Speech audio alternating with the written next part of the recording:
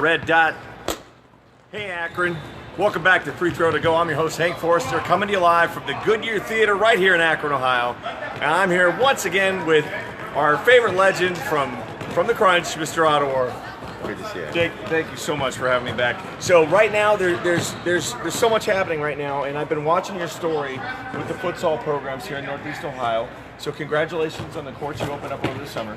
Yeah. That's a big Thank deal. you very much. It's a big deal. So good job there. So right now here we are, and you can see folks behind me. Here's the nets. Okay, so they actually converted the facility now to be able to handle futsal, and there's 3 courts, and I showed you the picture on Instagram, and right now they're having an academy as they're preparing for their regular season. So why don't you go ahead and just, for the people that didn't see the program before, give us the high-level overview once again of the futsal program right here in Akron. Well, my partner and I, Chris Dore, who used to play with the Cleveland Crunch / Force back in the day, we started the futsal program 13 years ago now. Right. So what is that? 2006. 2006. And that was just after the team folded, the Cleveland Crunch. Okay. So we started up in Strongsville and in Parma, and now we're down here in Akron. About 5 years later, we moved down to Akron, and now we have a little over 400 teams in our league. Okay. All over Northeast Ohio. Teams come from Pittsburgh, actually, Toledo, Columbus. We have one of the largest tournaments. The game of futsal itself is basically a version of indoor soccer that the rest of the world plays. Right. So it's no walls. As you can see, it's on a court surface. The ball is made so that it doesn't bounce a lot. Okay. And it's an excellent developmental tool for these kids. Well, and you know, having played, you and I both in all of these type of areas, taking that indoor feel and getting rid of those walls makes such a difference in regards to the foot skills of the players. They can't just dump it in the Can't corner just dump it in a anymore. corner. They can't knock it off the wall and go around somebody. Right. A much higher level of skill, and because the court, I mean, you could fit 5 of these courts on the Talmadge Rec Center. Okay. You know, and so what happens is there's a lot fewer players, but there's a lot less space, and that means they get a lot more touches, but they're also put under pressure a lot more, so they have to make quicker decisions. They have to think quicker. So typically, I know it's what 5v5 indoor. What's the play here? Is it 5v5, 6v6? It's 4 plus a goalie. 4. Okay, so because you figure the speed of play is quick because of it's not turf, because it's on a gym floor. I'm standing on it, folks, just so you know. It feels like almost like a rubberized type of surface. So hardwood floor is actually preferred. Okay. Yeah, this floor was old at the Goodyear Hall. No, and that's okay. So we had, but this is a modular floor that's used all over the place in convention centers. And Okay. tournaments. Okay. All right. So now the academy is one thing. That's a training program. But as far as the league itself, how many teams are based in this location right here? We have this session, I think we have 89 teams playing. Wow. They play 8 games and then they do it again. So altogether that'll be like 180 to 200 teams. Second session is usually a little larger. Goodyear Hall up in Strongsville, we have a similar amount. Okay. In January on Martin Luther King weekend, we have the regional tournament. So that's 6 states and 2 Canadian provinces that come here to compete to get to nationals. Okay. And then that's a 4-day tournament. And then we have the national championship, which is President's Day weekend in Kansas City. Okay. These girls right here, the 2006 girls, which are U14 this year, they won the national championship the last 2 years in a row, and they have, and 3 years ago they lost in the finals. So we're prepping a very high-level group, and we're really looking for them to do great things this year. Excellent. So just so people know that don't play or don't watch, what's the run? Is it a running clock? It is. Well, in futsal, it's 2 20-minute halves. 2 20-minute halves, okay. And actually, the game can last about an hour and a half with the halftime, and with 1 timeout for each team, each half. Okay. And every time the ball goes out of bounds, the clock is stopped. Okay. But in the youth play, we make the games on the hour, so we make them 25-minute halves. Okay. And a running clock. That allows and flow. that allows for a little bit of break at And halftime. parents to be parents. And they make get out of here on the hour, and So scheduling is so much easier when you have, we start tomorrow morning, 8 a.m., 3 games, we finish it. The last game starts at 10 p.m. Yep, that So sounds we'll about right. have 15 hours, 45 games here tomorrow. So staffing-wise, how that's a big program to run. Yeah, I've run the basketball program out with Grace Church, and I know what that takes. And so I can only imagine what does it take to make this thing work? My partner and I, that's actually one of my greatest assets is having Chris. He's not only a great friend, but he's wonderful to work with. But really, all the teams run their own program. We set this up nicely so there's 3 sets of doors. The net's divided. You come in either court 1, 2, or 3. Our scheduler is fantastic, and then the referee assigner, which is key, Wayne Wilson.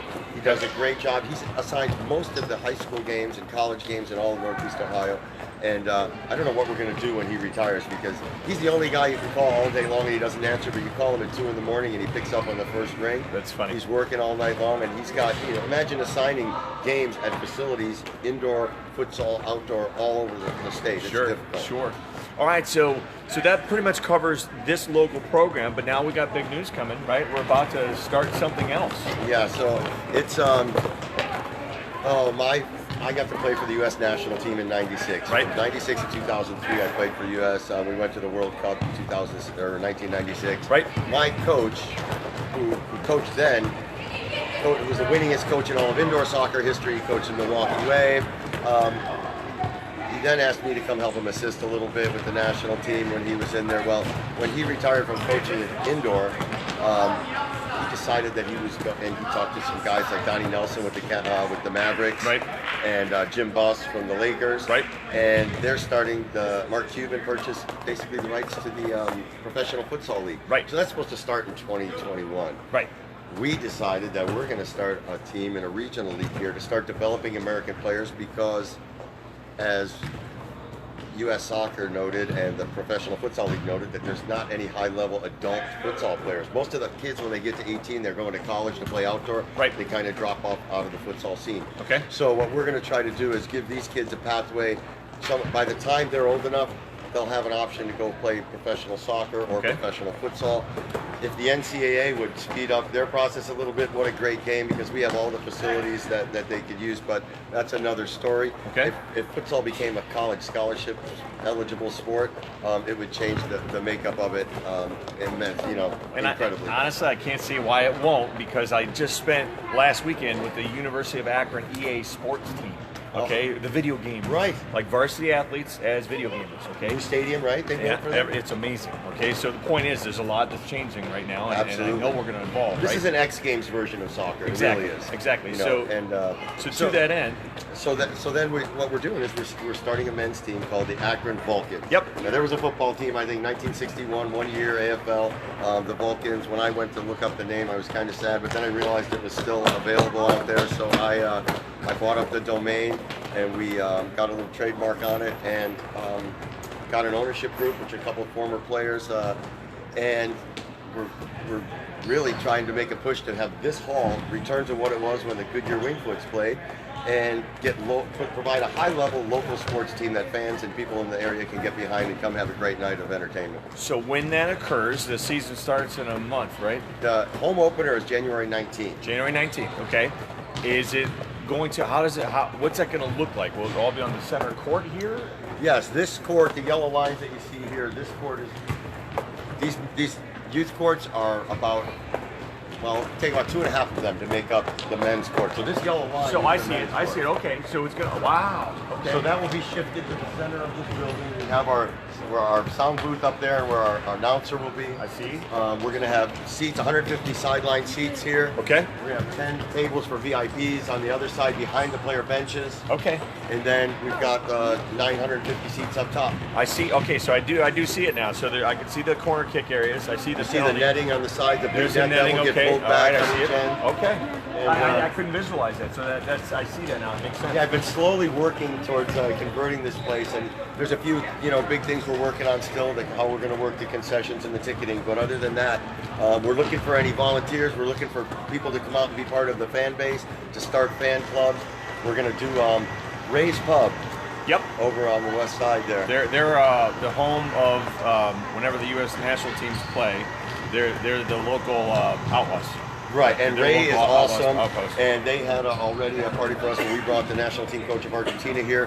He let us have our party in there, so they're going to be our post-game party headquarters. Okay. And we're going to film a couple of little commercials. Actually, we should get you involved in that, because what we want to do is some of the chants that we need going for a little promo. I believe that we will win, all that good stuff. Yeah, that's one of the ones I hate more than anything. So we absolutely will not use that. Akron uses that. We will not use, Akron Rowdies, AK Rowdies. I'm just saying.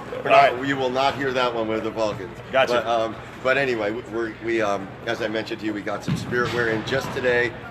We got futsal balls from the Vulcans, we got hats, we got magnets and stickers, and we got posters now to plaster all over town. So we're looking forward to getting the word out to everybody, and we appreciate you being here today. Just so folks get an idea, where can they find, how do they get tickets? Where do they go? VulcanFutsal.com. Okay. And here's the deal. There's 6 home games plus playoffs. So, and we're playing in the playoffs. Okay. But if you go online, the tickets include a scarf, they include a hat, they include a ball, which you can get autographed. You can request to have it autographed by the players, and that'll come with that.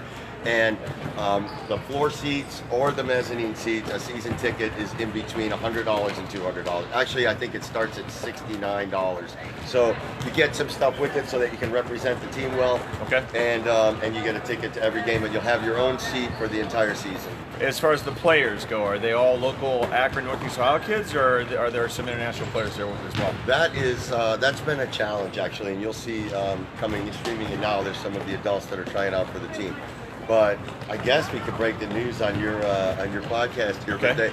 But we are actually bringing 5 players from a team down in Argentina that was the champions of the Argentine Professional League last year, and the first 2 players are coming on December 11th. Okay. And they're high-level futsal players from their second team, and we worked out this little exchange with them.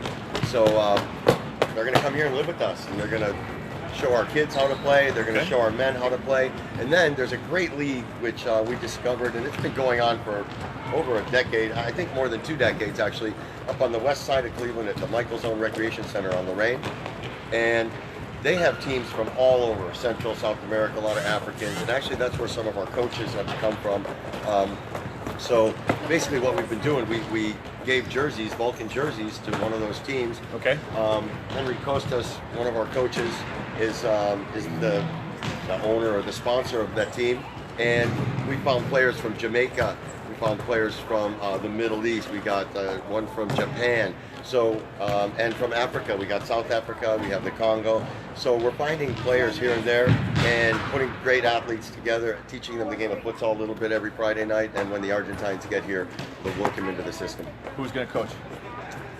Well, that I would love to be able to announce to you, but I'm going to be the coach for now because one of well, I didn't mention it, but I told you I played for the national team. Yep. In September, I was named as one of the U.S. national team coaches. Okay. So we're doing all kinds of breaking news right now. Yeah, I was supposed to be coaching this team, but now with the national team, we're going to be in Barcelona with the youth in December for our first away game, and then I'm going to be in Finland. So anyway, we're going to have another gentleman coach, Jan Brenner, who's assistant coach, and Nick Maletti, who's over here, is the goalkeeper coach. Okay. But our head coach is yet to be named, and when we name it, I'll make sure that you get to know it because I spoke with him last night and asked him. But he's a former teammate and a former U.S. national futsal team player. He's the one who got me on the team. You'll know it for sure. Okay. But I don't want to say anything. That's fine. That's fine. No, that's fine. That's fine. Hey, once again, thanks for having me out. Man. I saw at one point we had 25 shares, so I'm sure close to 1,000 people are going to watch this tonight, probably. So, folks, check this place out. Again, go online. You can get those tickets. In addition, just come down and support. Come down and support the team. We love what you're doing. We're proud of you. Thank you for being a part of the Akron community. It's my pleasure, and I really, honestly, be proud to be here at the Goodyear Hall. But to be part of Akron and working with the Chamber and bringing a new sports team, it's great. Appreciate you being out here to help us get the word out. Absolutely. Thanks a lot. All right, so I'm going to wrap up here, and tomorrow my next coverage will be at the Firestone High School robotics competition from schools from all over the area. Until then, I don't know where I'm going, but there ain't no sense in being late. Ladies, join with me and say goodnight, Shirley. Good night, Shirley.